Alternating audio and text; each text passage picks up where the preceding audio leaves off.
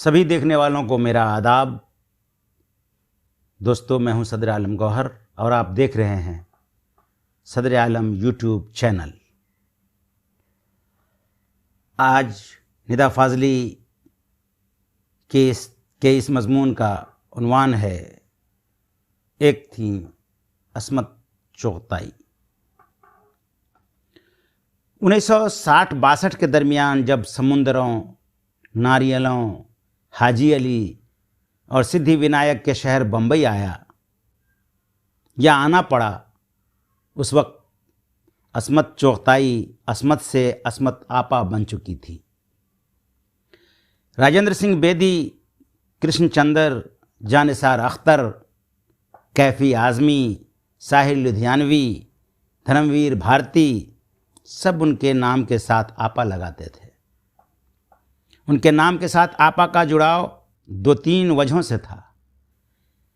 पहली वजह उनकी उम्र थी, दूसरी वजह उनके कलम की वो बोल्डनेस थी, दूसरी वजह उनके कलम की वो बोल्डनेस थी जो मर्दों की फुर्सतों की गुफ्तगू से भी 2 कदम आगे थी।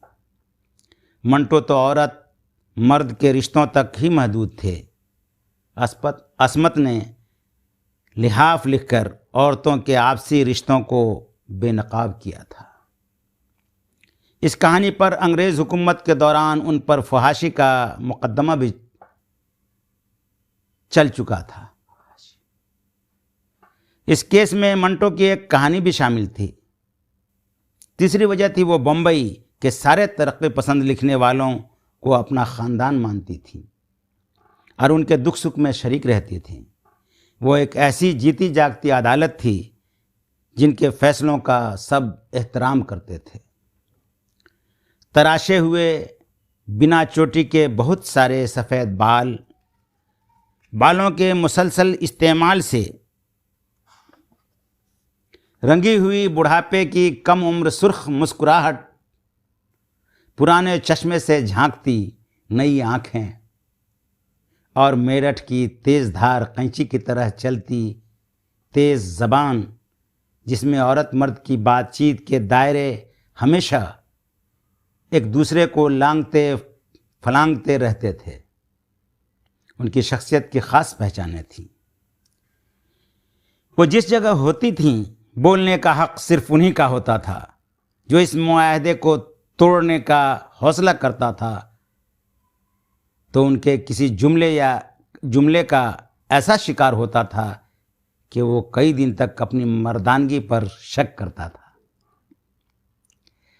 अस्मत आपा ने मैं क्यों लिखती हूँ उन्वान से अपने मजमून में लिखा है, मुझे रोती बिसोरती हराम के बच्चे जनती मातम करती औरत से नफ़रत है।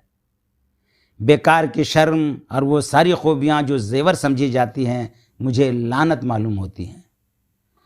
अस्मत आपा ने औरत और मर्द की बरसों पुरानी सीमाओं को गुडमुड करने का जो अदबी तजर्बा किया था वो उनका एक तारीख़ी कारनामा था। वो ग़ुलाम हिंदुस्तान में आज़ाद औरत की ज़िंदा पहचान थी। यूँ तो उनसे कई बार मिलना हुआ, कभी किसी नशिस्त में कहानी सुनाते, कभी किसी अदीब या शायर के घर में घरेलू झगड़ा निपटाते, कभी अपने शौक़ जुमलों से मर्दों को शर्माते हुए और औरतों को हंसाते हुए, कभी अपने मखसूस अंदाज की निज़ामत से मुशायरों के सामईन को कहकहाज़ार बनाते हुए।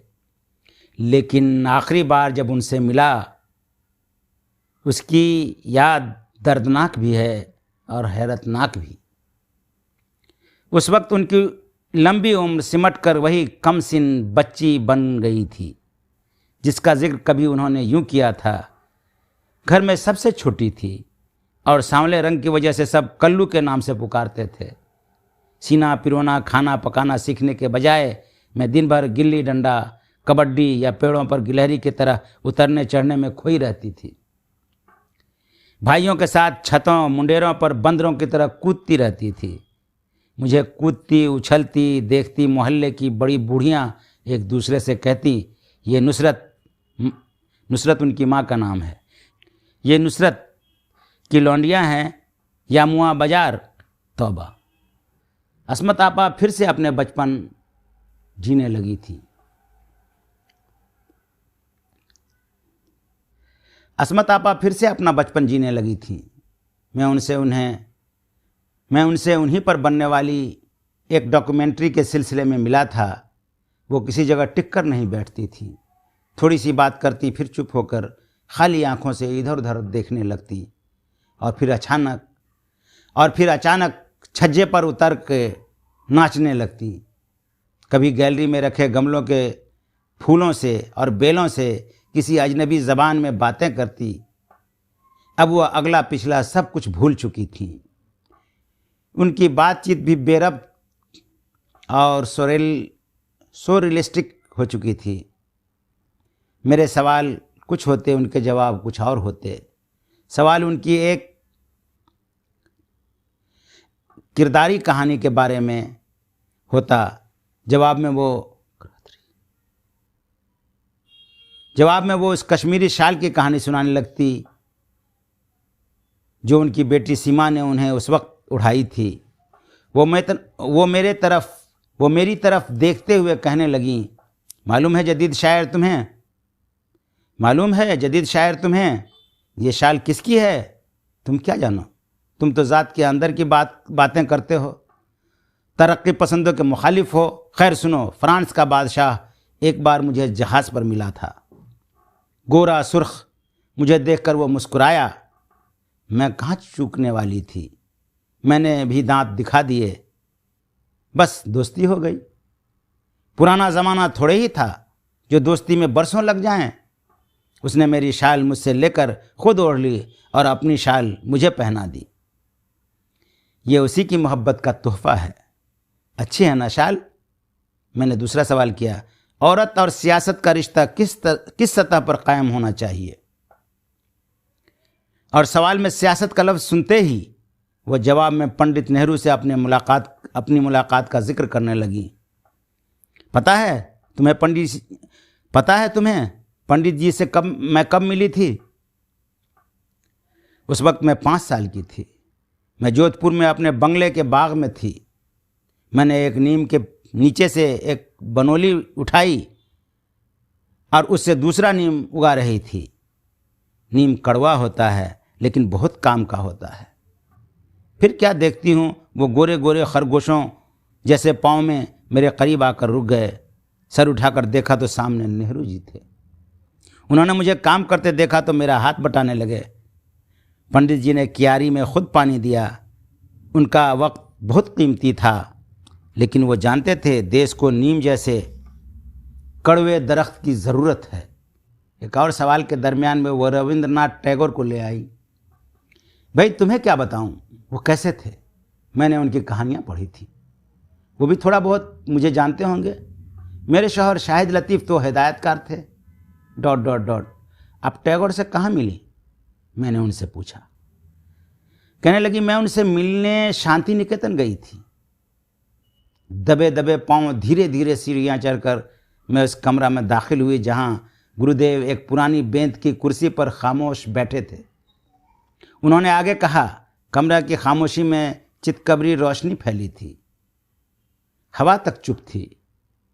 फर्श पर उनके पांव चमेली की ढेरियों से लगे थे। बहुत मुलायम और रेशमी थे। उनके लंबे लंबे बालों में सर के ऊपर एक छोटी सी चिड़िया बैठी थी। उन्होंने मुझे आते देखा तो होठों पर अपनी उंगली रखकर मुझे रुक जाने को कहा। मैं रुक गई। उन्हें शायद डर था कि मेरे कदमों की आहट से वो छोटी सी चिड़िया उड़ जाएगी। लगता है मेरी कहानी लिहाफ में पैरों की उछल कूद उन्होंने सुन ली थी। अस्मत आपा की ऐसी बेरब्त बातें सुनकर डायरेक्टर घबराया हुआ था। इस शूटिंग के कुछ दिन बाद ही बच्ची से फिर बूढ़ी होकर इंतकाल कर गई और पहले से लिखी अपनी वसीयत के मुताबिक बम्बई के चंदनवाड़ी के बरकी शमशान में आग के सुपुर्द कर दिया गया। सब कुछ राख हो गया।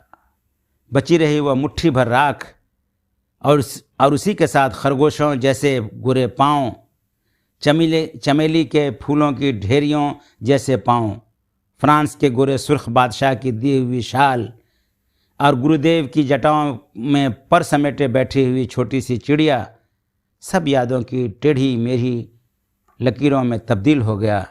इन बेरब्त शक्लों की ओट में उनकी शख्सियत के कौन कौन से खाली गोशे झांकते हैं, वो कौन कौन सी दबी आवाज़ें थी जो अजीब व गरीब खिलौने से बनकर उन्हें बहला रहे थे। ये सारे भेद भी उनके जिस्म की तरह आग की लपटों में खो गए। अपनी चलती फिरती नस्र, इंसानी दर्दमंदी और बेखौफ होशियारी की वजह से वो प्रेमचंद के बाद की दौर की कहानी की तारीख़ी इमारत में कृष्ण, मंटो और बेदी के साथ चौथे सुतून की हैसियत से आज भी जिंदा हैं। कबीरदास की लाइनें हैं, चलती चाकी देखकर दिया कबीरा रोए, चलती चाकी देखकर दिया कबीरा रोए, दो पाटन के बीच में साबुत बचा न कोय, दो पाटन के बीच में साबित बचा न कोय।